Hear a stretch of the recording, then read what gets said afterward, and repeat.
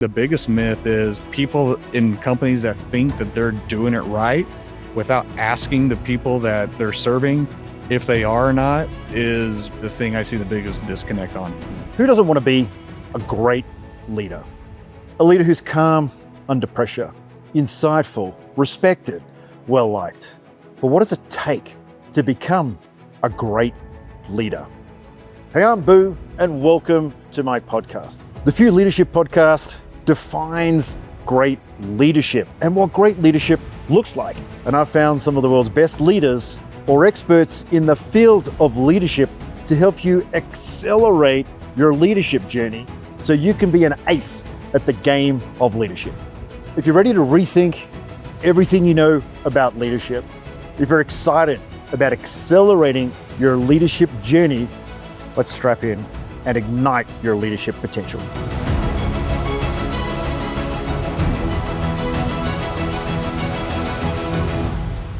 Welcome back to another episode of the Few Leadership Podcast. Super excited with today's guest, the man who's reinvented himself a number of times and is now the helm of one of the largest leadership associations and development companies on the planet, organization called Leadercast. Brian Morris, hey, thanks so much for coming on the Few today. Great to see you again, mate. Great to see you. Very excited to be here today. So Bimo is how I know him as. I haven't got to spend a few days with him. Leadercast, I mean, you guys got your finger on the pulse. You've got thousands of leaders all over the world.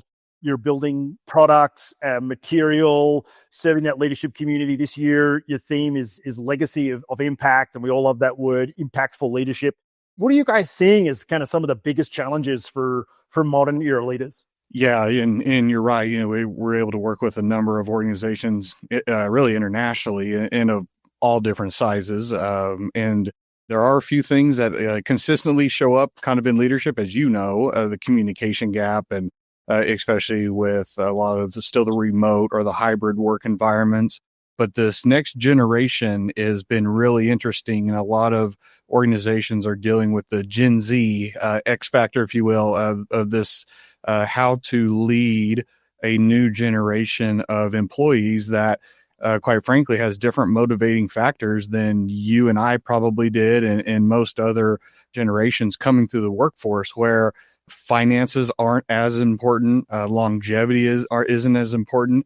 They want flexibility, they want impact, they want to feel like they're part of something bigger, and that's a shift. So for a lot of the leaders and these executives who are having to, quite frankly, change the way they lead or at least communicate their leadership to this new generation is probably one of the things that we see most prominent in the leadership landscape today, as far as being different. And, you know, I tell people a lot of times leadership is pretty timeless when it comes to what people need from a leader and how to communicate and some of those issues that organizations will routinely face. But a lot of it is coming down to how people are receiving leadership now and how leaders are having to change how they do communicate with these new generations. And for the first time ever, I think they're saying you have 4 different generations in the workforce right now. Yeah. So that's, you know, there's just a lot of challenges for leaders and organizations of all levels that we're seeing right now across the landscape.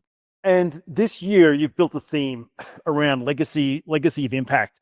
What was it about that theme that kind of resonated with you? Why did you guys land as such an important concept for leaders to get their head around? Yeah, you know, I think for us, and I know me personally, you know, the leadership journey in leading others is really, what are you doing to make them better, to make their lives better? And so legacy of impact was really something that our team landed on, as if we can help leaders do one thing and they are leaving a legacy of impact, then all these other boxes are going to be checked along the way. And so that's why we ended up with legacy of impact for the theme this year. And there's some tremendous content that has come out of that with leadership and focusing on what is your legacy. And it's not legacy in terms of, I want to be known as great. It's legacy in terms of, how have you made those that you lead better, their lives better? What would they remember you by if they were asked to? So don't want people to feel like, hey, this is put myself on a monument because I'm a great leader and everybody knows who I am. It's leaving a legacy of true leadership, of serving your team, of helping them be better, growing your organization. And again, we felt like if you're leaving an impact, then that means you're also doing a lot of other things really well. Yeah, it's so powerful, that word legacy, and I think to your point, where people move between organizations so quickly, there's kind of a, if people don't feel connected to what the company does, or does it serve them, the only way in which you're going to achieve that cut through is really to be thinking about, when I grew up, it was always that, hey, leave the place better than it was when you leave, whether that's going to a park and it's full of litter, or you're born into a generation of family that maybe was impoverished, or wasn't wealthy. I mean, how do we leave the next generation better off as a result of us as a force for good in the world? Now, we've got these new segments, and for everyone listening, this is new, and you're our first guest to go through these segments. I've got All right. three little asides that we're going to touch on during today's keynote. The first one, mate, is, if you're a fighter pilot, what would your call sign be, and why would that be your call sign? Oh man, I think it's got to be BMO, right? I mean, if you're Boo, and I think BMO is really, what's funny is old college baseball nickname that more people probably know me by across the country than my real name. So I'd stick with it. It's done me well, and I think it's easy to remember. And then, or it'd have to be something just super aggressively cool, that. And I don't even know what that would be. I'd have to give it some thought. But yeah, I think I'm just going to stick with the old nickname BMO. It's interesting, isn't it? Because you come from a very athletic background, and you were in in an interesting space, which was construction of athletic facilities. What was it about when you were a baseball player, though, and that call sign and that sense of culture and community that you think, and what are the key parts of that you think business is sort of missing out on? Yeah, the fraternity and the true team element of being in sports is something that's very, very powerful. I mean, we see that all over the place. I think these organizations that really are able to tap into the teamwork and the being part of something bigger than yourself are experiencing tremendous results. And I think for being a former college athlete, it really is a camaraderie. You want to win. So you're willing to do what you need to do to win. And then there's just the relationship side. And when you get to know people, you get to know their strengths, their passions, their pain points, where they struggle. It really creates a sense of vulnerability that allows you to gel and be cohesive and move in the same direction. So, there's a lot of principles of athletics and leadership and business that really go hand in hand. And so but I think the fraternity of being a former athlete really kind of just paves the way for how are you working together with your team, and are you guys all pulling in the same direction for a common result? And what is it about that background that you still use today as a leader? Like, what are some of the key concepts that kind of stuck with you? I know for me in the Air Force, seeing leaders show up a certain way, to me, some of those lessons, I remember one leader saying to me once, but it doesn't matter the reality of how good you think you are, how much effort you put in. Really, it's people perceive you a certain way. And if you're not aware of how the world perceives you, you're going to get yourself in trouble. What are some of the things that you kind of learned as an athlete that still shape your leadership game today? Yeah, a lot of it is people are watching what you do. And so whether you're a freshman and you're watching an upperclassman, how do they come prepared? If they're a leader on the team, what are they doing to separate themselves? And so a lot of athletics is you're watching those that are paving the way in front of you. And you're either learning one of two things, how you want to do it or how you don't want to do it. And I think both can be equally powerful. There's plenty of upperclassmen or people on the team that I was like, I'm not going to be that guy. So I'm going to get into the gym, or I'm going to take extra ground balls. I'm going to get into the cage. And then vice versa. You see those leaders that have really elevated themselves and do a good job of showing up and showing how to win, showing the preparation that takes place, showing what you have to do. But and then I think the other thing within athletics is you can't always get stuck on the result, especially if you're in a rebuilding. You have to trust the process. And a lot of teams in athletics, they talk about the process. And if you get too focused on the outcomes, then you might start to veer away from what it takes to get to that end goal. And so in athletics, I think that another lesson that you learn is, you might go into a game and you might strike out 3 times, but you know that you're in the cage, you know you're working, or a program might be recruiting. You might lose for a couple of years, but you know that you're putting the foundational pieces together. And I think trusting the process and then being able to rely on your team and being really able to rely on other people to do their job and helping elevate them where you can are all great principles of athletics and leadership. Yeah, I think some great takeaways, just kind of being aware of your environment. So rather than just show up and be you and just toil away, I think that they'll play the long game is such an important part of running a business, and easy in concept, hard to do when you're running on a quarterly reporting cycle.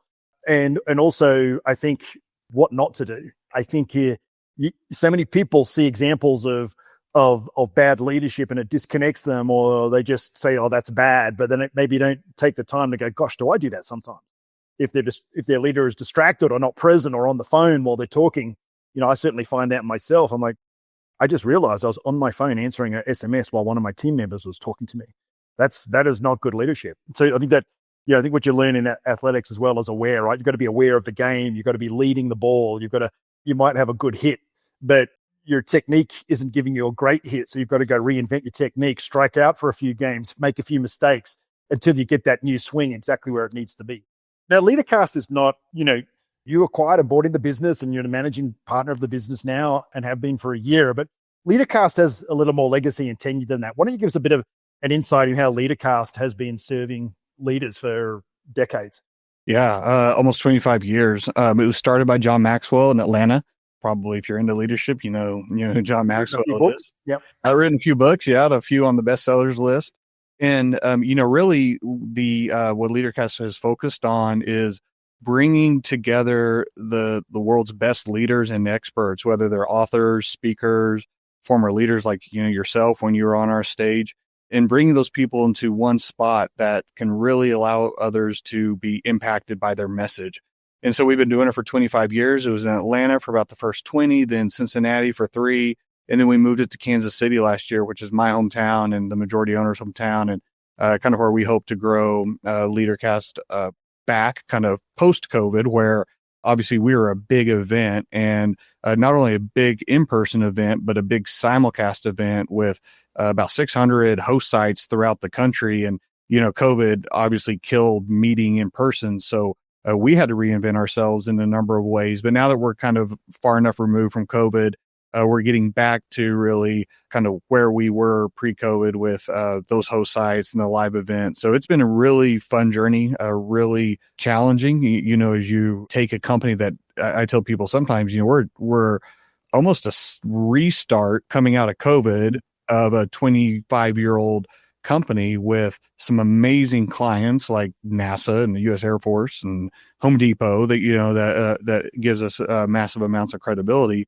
But we've also had to reinvent ourselves along the way. So we're kind of an example of, if we would have stayed put in it coming out of COVID, we would have been in trouble. So, some great leadership by those before me and the majority owner to see that. And then now we're just really focused on being the best company we can be so that we can impact the most lives possible. Yeah, I think you're playing it down a little bit here. I mean, it was a big rebuild, right? Like it was for those of you who didn't have the opportunity of being in events or education pre-COVID, which was very, very face-to-face and very much the big revenue driver was getting people into a room. I mean, it's an astronomical rebuild. You've done a phenomenal job, you and the team. And I think the fact that you moved the entire organization and focus into Kansas City and rebuilt those relationships as well. I mean, are you just a glutton for punishment, mate? I mean, you had a good, comfortable life before doing this. What is it about BMO that kind of that had you motivated to go and do something that's, a much bigger job than the average human would agree to undertake? Yeah. Well, I appreciate the kind words, obviously. And it has been a lot of work, but I think for me, one of the things that drives me is making something better and building upon it. In the college athletics world, I would always say, if I was a football coach, I probably wouldn't be super interested in coaching Alabama, who's already a beast and every year they're going to win. I'd be more interested in going to one of those, smaller Conference USA or school, something like that, where you have to build it and really put your thumbprint on what that is in the future of that. So I'm a builder by nature. I love taking things and growing them and helping them to see the potential that is within them. And so organizations or companies, but my wife would probably say I'm a little bit of a glutton for punishment, and use like, hey, can you just can good enough be good enough? And for me, just I think it's just built into me of there's always a way to make something better, and whenever we stop trying to get better, we go the other way. And that's no different than a leader. Leaders are lifelong learners. I'm probably just a lifelong builder, and I really look forward to. Also, I believe our calling is great. There is a huge void in leadership in the United States and throughout the world. I mean, that's evident by a lot of these Gallup poll numbers that are coming out with disengagement and majority of people who would rather have a new boss than a pay raise, and people who state the most stressful part of their life is their immediate supervisor. It's not their kids or debt or mortgage. It's your immediate boss. So that's trickling down into families and communities because those people are miserable at work. They're not being led well. They're going home. They're taking that with them. The kids are seeing it, and so we really believe we have a great calling, and a great calling is to help develop better leaders. And by doing so, we believe it really infiltrates all aspects of families and and communities. If you're enjoying the show, I'd just like to ask of you a little favor. We're on a mission here to ignite the world's leadership potential. We need to reach out to as many leaders as we possibly can. So if you're enjoying the show, I just ask you to leave a review, to subscribe, to help introduce this podcast to other leaders to join you on your journey to flawless leadership. We're going to head back to the episode now. I hope you've enjoyed what you've learned today. Please remember, let's ignite a movement of flawless leaders. Subscribe, leave a review. Let's get back to the show.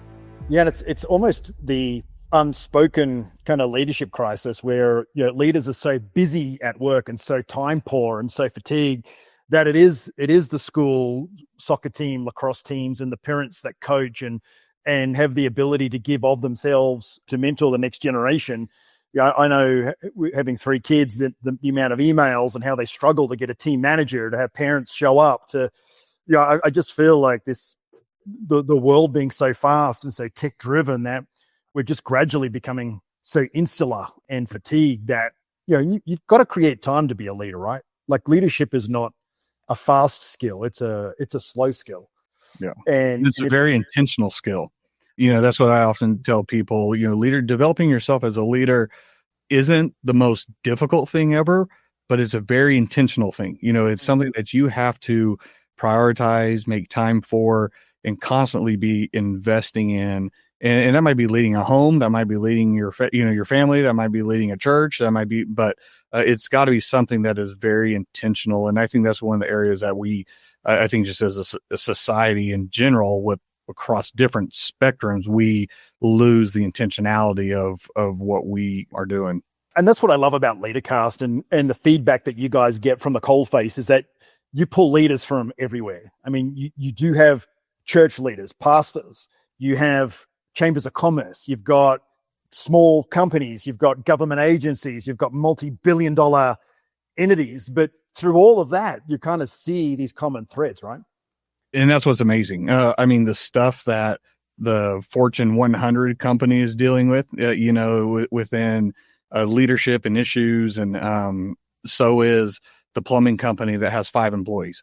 It's just really fascinating that now the skill might be a little different, but a lot of the things are very similar, that all of these companies are dealing with. And that's why in our space, what makes it very enjoyable is we can see what those themes are and then put an event and bring in speakers and put together content that addresses those specific areas that we see companies that we're working with struggling, or that we just see the data that's coming out of why are people disconnected? Why are people, not saying that they trust their leaders? What is really going on? And then again, you can take that across the entire spectrum of industry, and you're going to see those same themes and those same issues pop up no matter how big or small the company is. I've got another little segment here. It's called myth busting, right? And when we talk about myth busting, we're talking about some of the stories that leaders tell themselves or organizations tell themselves about leadership. What do you think some of the stories that are out there, or some of the, I guess, things organizations are seeing as important for leaders that you maybe think are a little bit of a myth, a little bit of a story, not true? Man, there's probably a bunch of, I think the biggest myth that I see is people in leadership positions that would call themselves a good leader, but the people that you ask that they lead would not say that they are. And so that self-awareness between, who you think you are and how you're doing versus how those that you're actually leading or perceive you is drastically different oftentimes. So I think a lot of times as leaders and organizations, we want to feel like we're doing the right thing. And in fact, we're not really meeting the people where we're at. The other thing that I would see too is not asking what should we be doing? Not the leaders getting so isolated or kind of in their own bubble and making these decisions that are impacting multiple lines within an organization. And they're not even getting the feedback of the people that's really impacting or that expertise, and as leaders, there's a lot of great information and resources from those levels below you that you have to tap into. And I think the bigger the company gets, the less they do that, or the more confident the leader gets in how they're leading, the less likely they are doing that. So I think the biggest myth is people in companies that think that they're doing it right without asking the people that they're serving if they are or not is probably the thing I see the biggest disconnect on. Yeah, and that's a tough thing to do, right? Like, you're opening yourself up to criticism there. And I think we've had some really great guests on the show, and this constant theme is around curiosity. It doesn't mean you have to go and say, hey, am I doing a good job? What do I need to do differently? It's more about, hey, what do you need? What are you seeing? What's happening out there? And effectively, you spoke about it right at the start about communication. And I think another myth in leaders is, as long as I'm communicating and telling everyone what's going on, I'm doing good communication. But it misses the most important part of communication, which is, are people hearing it and understanding it and what it means to them? Within the Leadercast ecosystem, I mean, you had some phenomenal speakers. I mean, I love the opportunity to be at your event because I got to meet and hear so many amazing things.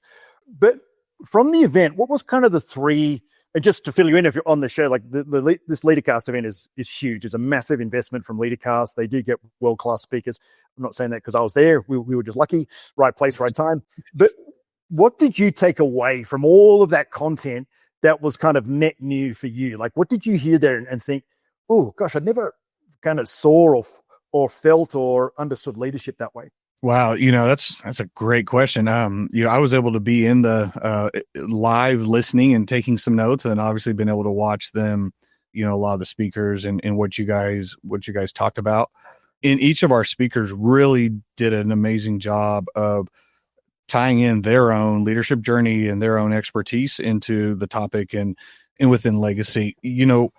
Probably the biggest thing that stood out for me was the feedback that we got from people in attendance saying, you don't know how bad I needed to hear this. I was really struggling at work. I was kind of hopeless, and I'm re-energized and I feel hopeful again for the first time in a while. I think that, what was really interesting, whether it was, you got your presentation or Jesse Cole or, Dominique Dawes, people were able to pull out something that really meant something to them that the next person next to them might not even have glossed over. And so when you have that number of speakers and that content, they're just not going up and regurgitating your general leadership book, right? Like there's expertise there, and there's a really understanding of the climate of leadership.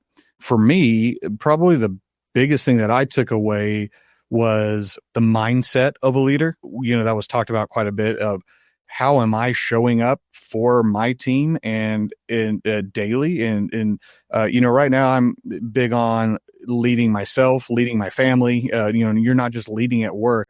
I believe everyone is a leader. Even if you don't have any direct reports, you're leading yourself. Oftentimes you're leading a family. Maybe you're leading something in your community. So don't downplay the fact that you are a leader, but there's always that one thing. And so the mindset is something that really stood out to me of showing up. And then am I showing up with a purpose to serve? not just receive. So that was probably for me. I mean, I could go through each speaker and talk through the biggest takeaways, but again, probably not from the event itself, but from the feedback from the event, how many people need to hear encouragement and be impacted, and to know that there's hope, and to know that there are things that they can do to become a better leader, was probably the most eye-opening element of the event for me. Yeah, and you've made a good point there, and I think unintentionally, which is about everyone's leadership journey is very personal, isn't it? You know, like this, you can't go to the cookie jar of leadership and everyone eats the same cookies, and all of a sudden we're like, oh, I feel like I'm full of great leadership now. I mean, it is an incredibly personal journey, which must make it difficult for you in terms of building a program, in terms of something that speaks to everyone in a room. And it's kudos for you that you managed to have such a great expanse of leaders. And I think also having leadership speakers that aren't experts on leadership, but actually are leaders. Like they've lived it, they've done it, they've felt the pain of leadership. I mean, you know, Jesse living in a ramshackle room with one mattress and a kitchen. He built the Savannah Bananas, for example. I mean, sometimes a leader needs to see that, oh, wow, to get the win, you've got to do the pain. To the win, being successful doesn't happen just because you want it. And mindset's a big topic these days. But I think, you know, where the event was awesome. And if you didn't get a chance and you're listening to this podcast, just go to the Leadercast website. You can sign up and watch all this stuff. But it's also the action, right? Like, to have the big dream is one thing, but you've got to do the work. There's that symbiotic relationship in mindset between what you said right at the start about intentionality, but also doing the right work that drives you incrementally towards, you know, delivering that intention. Mm-hmm. I mean, another quick segment here, sliding doors.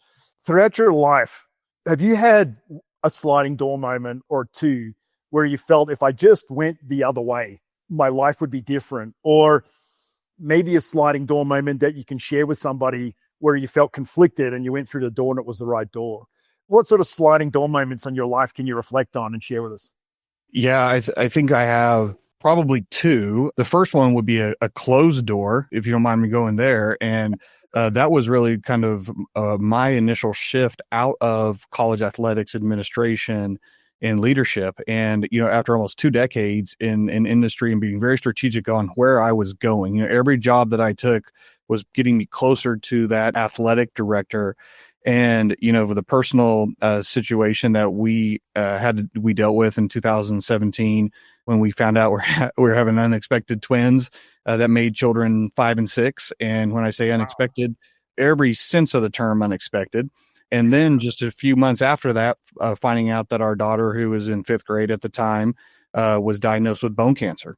And so, you know, that was a moment in our life where that door, I had to make the decision of, you know, with what we are about to go through, my schedule in the athletics department, traveling and fundraising and being at all these events, there's just no way that that's going to be possible moving forward. So we had to make the decision that that's actually how I left athletics administration and went to the construction side.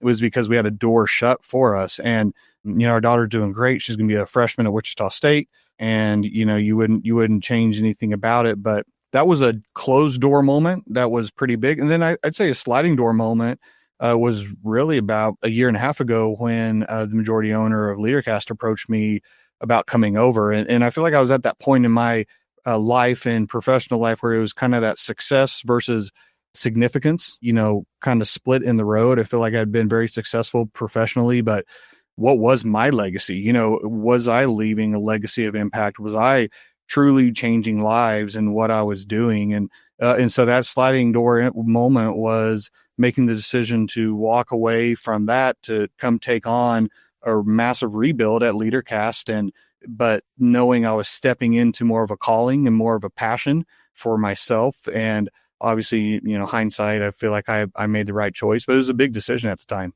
Yeah, well, I mean, you could, you know, depending on your perspective on life, you know, there's someone out there that has a much bigger picture than all of us can comprehend for each of us. And maybe that closed door actually turned into be a sliding door. I think, you know, I wrote about this in the book that's coming out early next year, which is, yeah, sometimes when your dreams shatter or what you thought your life was going to be, and through no fault of your own, it's pulled away, that it's for a reason, because it takes the blinkers off and actually presents you a whole world of opportunity that you weren't really open up to at the time. And now, I mean, what a legacy to have the ability to lead a shop that builds leaders. I mean, it doesn't get more powerful than that. It doesn't get more reach than that. And, you know, I always feel that there's good people in life, and good people in life end up where you're at, despite some of the most difficult life experiences that a human being has to deal with. So I think it's important for leaders to also understand that whether you're spiritual or not, there's a bigger picture out there, and you need to sometimes surrender to the bigger picture and just have faith, right? Mm-hmm. That there's a path that we just can't see, but eventually it all falls into place. Yeah. Yeah. And I actually gave, this morning, I led a devotional for a group of people. It was a large, like 5,000, never done anything like it. And so, you know, obviously we have a faith component to our story, but, you know, one thing that we often miss, and whether you're religious or not, or kind of big picture, but oftentimes the pain and the trials that we're going through are preparing us for a platform that we wouldn't be able to get on unless we had gone through that pain in that situation. So it might be a job loss. It might be a horrible experience at work. You know, it might be a child diagnosed with cancer. But oftentimes when we are, as a leader, or just in general, when we're going through something and we're really being kind of put through the fire and refined, that is preparing us for a platform bigger that we don't even know we can step onto. And until we have that really foundation, that pain and trial and issues, or having to fight through something, prepares us for, you can't really step into the greatness, I think, that awaits you. So I encourage people, hey, when you're going through the pain and the struggles and the trial, what can you learn from it? How can you grow from it? And knowing that rarely is it wasted, that you can utilize that to go to a new level. Yeah, I don't remember who said it, but there's this, you know, that great saying, which is, you know, pain is just opportunity for growth. That's all it is. And then there's, you know, another throwaway line of Elon Musk. I think a journalist asked him once, how do you deal with such a stressful job? And he goes, well, it's not stressful. I mean, when you live a life of what other people perceive as stress, it's just normal. So you don't have the same emotional response. You're just doing your job. Mm-hmm. And that's just what life is when you expand your comfort zone, when you allow yourself to not turn away from a painful experience, but to lean into it. And as we're coming into the end here, BMO, and we're very deliberate with that because we want everyone to be able to squeeze this podcast in on a commute so they don't miss it when they hop out of the car, off the train. If a room full of leaders from Leadercast just had you come in, there's 50 of them in a room, and they said, man, I just need a hug. I just need you to give me one or two things to hang my hat on when I leave this room to help me cope or thrive a bit more as a leader. What pearls of wisdom would you give them? Oh, wow. I think the first one is leadership isn't perfect. So give yourself grace when you mess up. And so many times when we're in leadership position, we don't give ourselves permission to fail. And the best leaders are the leaders that fail, see it, make adjustments, game plan around it. Very similar to your guys' story on, you know, the flights and how you're looking back through, all right, even if this was really well done, where were we wrong when we're going through kind of that post breakdown? So for me, I think so many times we put pressure on ourselves as leaders to be perfect and to not fail and to always be strong. And I think the best leaders give themselves permission to be human. And oftentimes that creates such a stronger bond with those people we lead when they see the vulnerability. So you don't have to be perfect. And then I think the other thing would be to take time to invest in yourself and to make sure that you are leading yourself first so that you can properly lead others. A lot of times I see leaders come in and they are so depleted by giving that they can't lead from their overflow. You know, the best leaders, they're able to overflow and people can just kind of drink from the overflow of who they are because they've investing in themselves or they're really taking care of themselves. So those would probably be the two things that I would tell leaders is you don't have to be perfect, and to make sure you're investing in yourself so that you can truly lead to the best of your ability. Yeah, I think that's so true. Leadership development, as you would know, as we know, is underinvested in. It's a field where a lot of people feel like they don't get much return on investment, and that's not my opinion. That's well researched. It's like 13% of leadership development is considered useful. And I think accepting that you're not perfect and putting your hand up when you made a mistake. I mean, there's so much credibility in that conversation. Hey, BMO. Mate, so awesome to see you again. It's been a while. I'm so glad the team managed to reach out. We got our calendars organized. You're doing incredible work, mate. I think that you're doing bigger work than just running Leadercast here. I mean, you're creating a movement. You're hitting all the leverage points, helping leaders pass on their leadership legacy, and for that legacy to actually be impactful, but don't just exist. Make a difference and invest the time and effort to actually deliver on that intention that you have as a leader. It's been a absolute joy having you on the podcast. Thanks for coming on, mate. Thank you. It's been a joy as well, and appreciate you and what you guys are doing in the leadership space. One of the best things is I get in, I follow our speakers and see what they're doing, and I'm learning from you guys. So thank you for having me, and look forward to maybe doing this again and having you on our podcast that we're relaunching here in a couple of months. Man, be a pleasure. Absolute pleasure. Okay, if you're looking to connect with BMO, his LinkedIn profile is down in the show notes here. I mean, I've had the chance to just sit down and chat to him. He's an awesome guy, got so much gold to share. And we also have the links to Leadercast. And Leadercast is an absolute gold mine of knowledge or wisdom even. I prefer that word.